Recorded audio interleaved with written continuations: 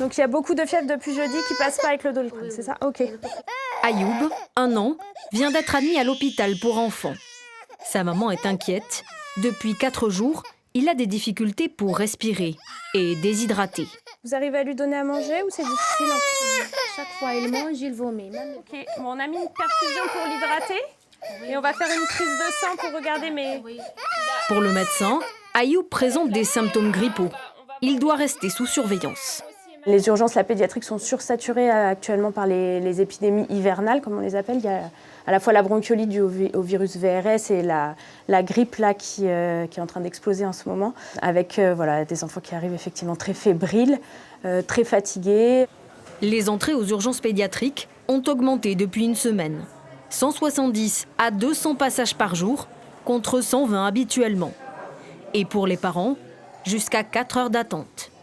Une situation tendue aussi dans d'autres hôpitaux marseillais. Donc à Nord, il n'y a plus de place du tout pour hospitaliser les enfants et donc vous allez nous les retransférer. Pour éviter les formes graves de la bronchiolite, les médecins insistent sur l'importance de la vaccination dès le plus jeune âge. On en parle systématiquement, d'autant plus qu'on se rend compte, on est encore une fois au début de l'épidémie, mais que beaucoup d'enfants qui se présentent avec des formes un peu plus sévères n'ont pas été vaccinés. Donc le vaccin a l'air quand même de très bien protéger.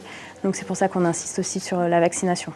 Dans ce service pédiatrique, les professionnels de santé s'inquiètent de voir le nombre de cas augmenter à l'approche des fêtes de fin d'année.